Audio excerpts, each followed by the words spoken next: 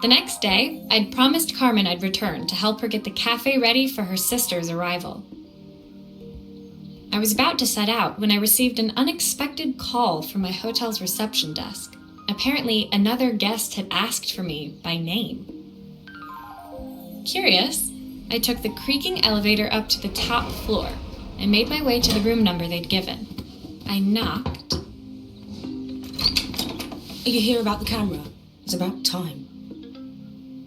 The woman in front of me was immaculate, not a hair out of place or a crease to be seen. My sister tells me you know how to fix things. I'd usually go to an expert, of course, but in this town... So this was Carmen's sister? The two of them couldn't have been more different. Inside her room, I saw a beautiful reflex camera, any professional photographer's dream. The viewfinder is completely dark. I can't see anything through it at all. I assume you can figure out what's wrong?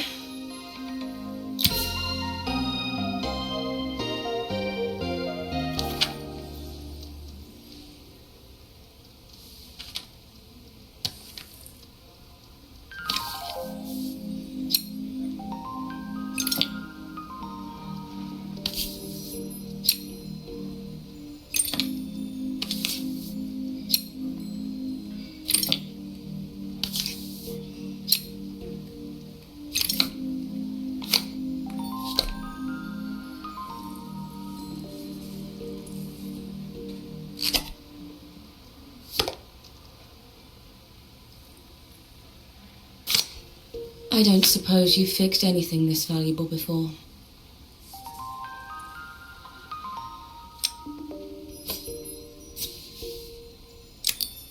If I used the screwdriver, I could adjust the angle of the mirror.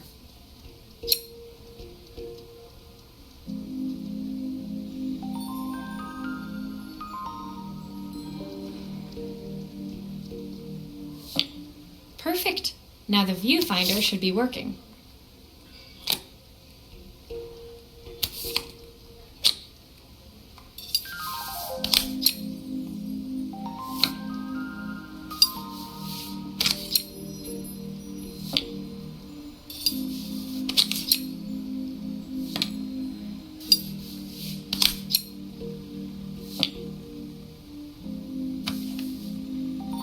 Still a few parts missing.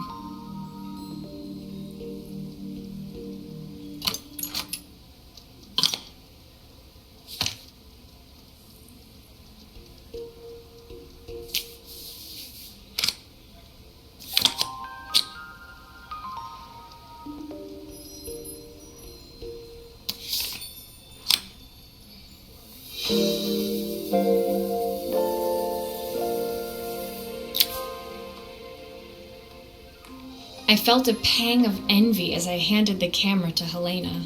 I put my disposable to shame. I picked it up on my first trip to Paris. It's a 1958 limited edition, the first of its kind. It cost me 3 months' salary, but it was worth it. I had no idea what 3 months' salary meant to Helena, but I was pretty sure it was more than I could afford. It was strange, really, that we were even staying in the same hotel. I'd picked this place because it was cheap and cheerful, but surely she could afford somewhere better? She took some test shots, fiddling with the camera settings until she was absolutely satisfied. This work is immaculate. At least there's one person in this town who knows what they're doing. Sending you to me might be the first thing Carmen's actually gotten right. I wondered why Helena had bothered coming if she thought so little of her sister. I hear nothing from her for weeks, and then when she finally does call me, all she wants is money. If she thinks I'm lending her another penny, she'll have to convince me it's not a total waste of time. That didn't sound good. If Hurricane Helena was about to hit, I hoped Carmen was ready.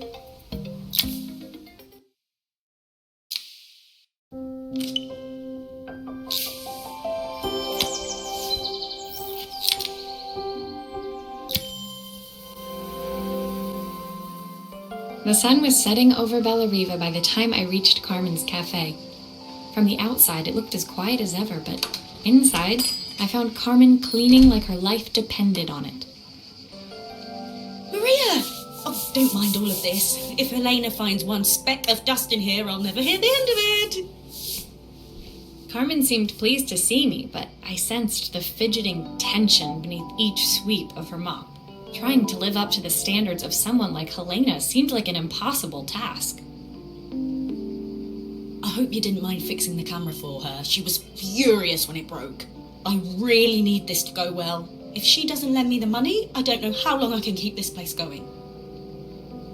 Carmen led me to a back room, where she'd laid out the components of what looked like a neon sign. I had this made when I first opened the cafe, but I'm hopeless with electronics. So there was supposed to be a sign outside. This might explain the lack of customers. I'd like to put it up before Helena gets here. Can you give it a try?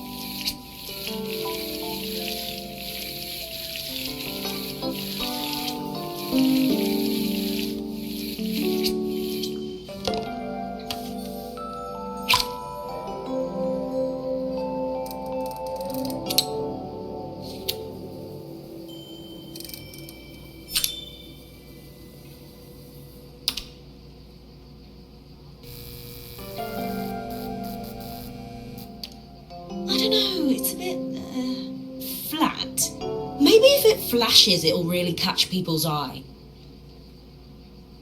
Great idea. I think I have a spare part that could do that.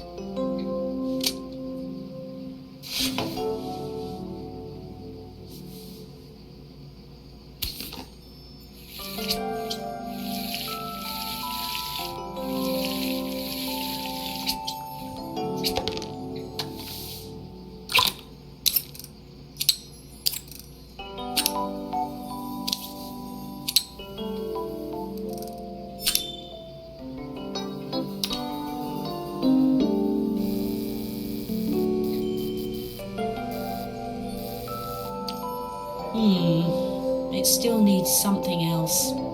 Maybe we can add one of these.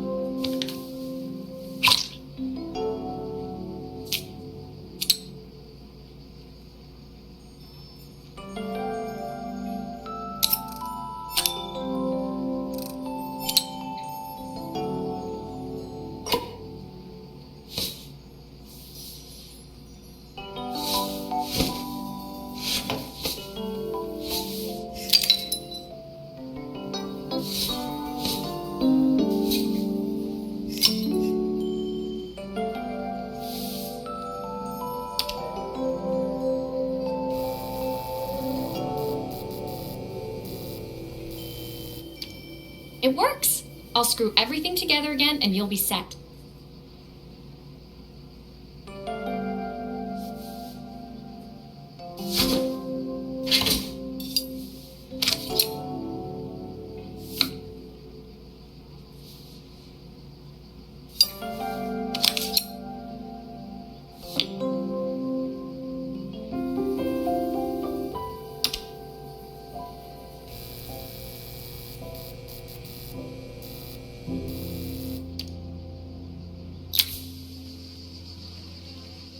The sign fixed, we headed outside and mounted it carefully over the cafe door.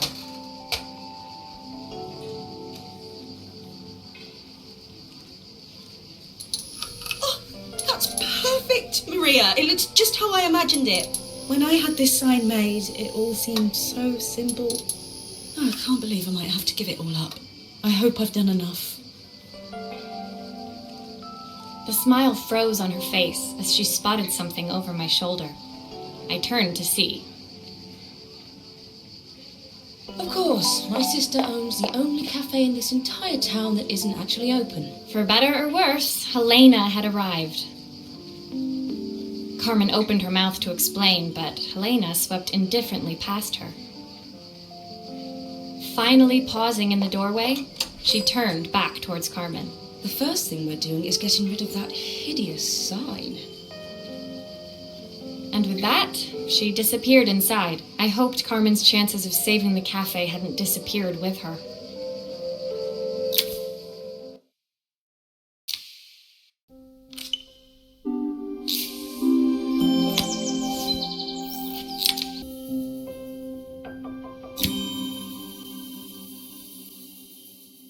It was the day before the festival, and the whole town was busy getting ready. I had more work than I knew what to do with. When Joseph called with another job, I was craving the cool quiet of his and Izzy's seafront house. I'd barely reached their front door when I heard someone calling me. Psst, Maria, I need your help. Quickly, it's top secret. It was Izzy, peeking out from the side of the house. She beckoned for me to follow her. She led me through to a beautiful, unruly garden overflowing with flowers of every color. Nestled among them was a playhouse, its doorway almost completely obscured by a towering rose bush. You have to squeeze past it and breathe in real small, like this. Izzy took in a big gulp of air and crawled through the gap and into the playhouse. I hadn't planned on crawling in the dirt today, but the life of a repairwoman never did run smooth. On the table inside, there was an electronic toy. Not exactly the usual stock in my parents' antique shop. I had an accident. I didn't do it on purpose or anything, but it won't turn on anymore. Can you fix it for me?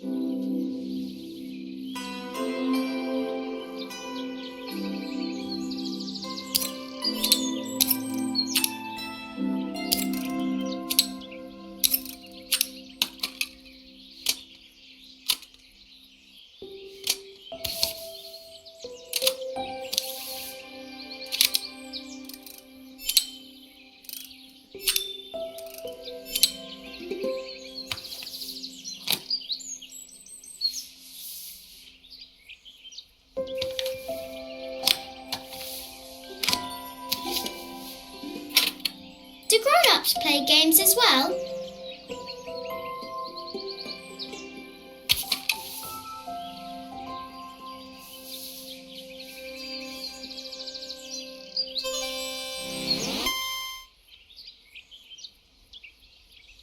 Can you show me how to play? I tried before, but it was so hard.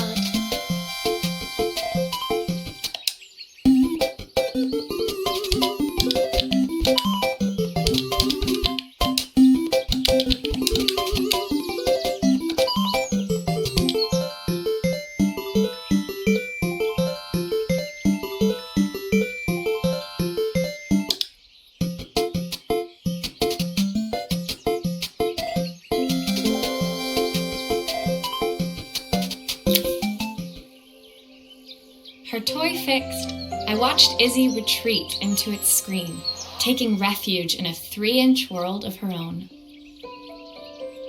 Well, I'd better head inside. Your dad is waiting for me. Please don't tell him about the game. He'll think I broke it on purpose. Why would he think that? Because, well, I kind of dropped it really hard at the wall. Izzy looked down, scuffing her shoes on the worn floor of the playhouse. My dad said I have to go to this stupid festival tomorrow and put on a stupid dress, and I don't want to. All he cares about is working. He never wants to see me unless it's for his job. I'm not going. He can't make me. With that, Izzy dove back through the rosebush and disappeared into the wilds of the garden. She was so young. She couldn't be expected to see that her dad was struggling too. It made me think, had I really tried hard enough to understand my parents' point of view? I was so focused on the adventures ahead of me. Maybe I didn't care enough about leaving them behind.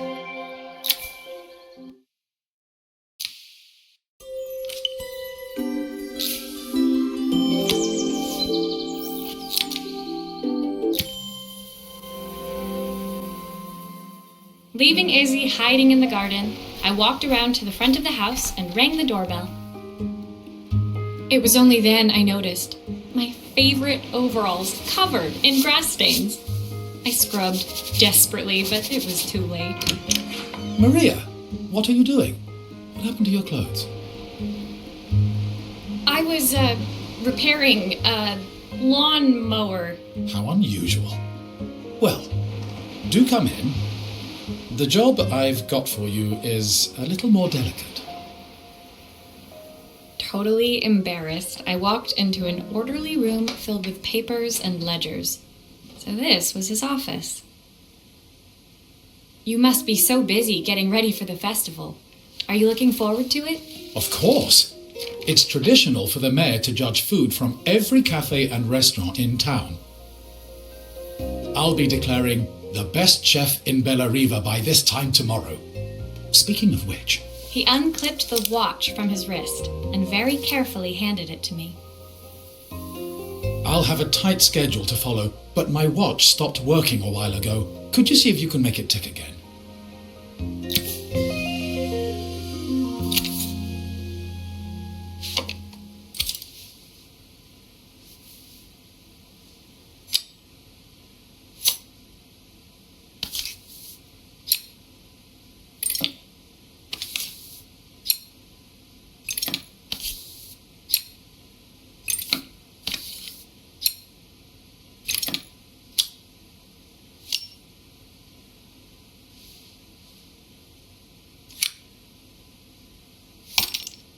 The main plate has completely cracked. I'll need to replace it.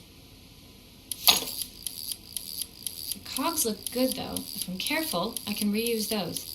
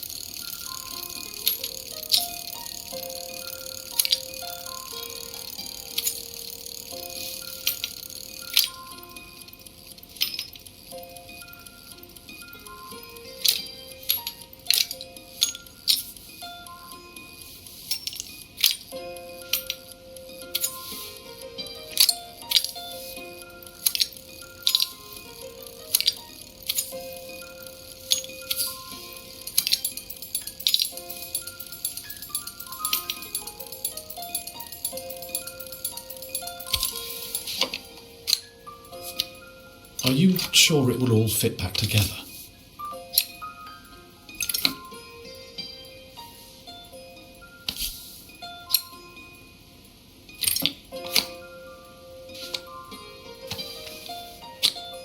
I've not gone a day without this watch since my wife gave it to me.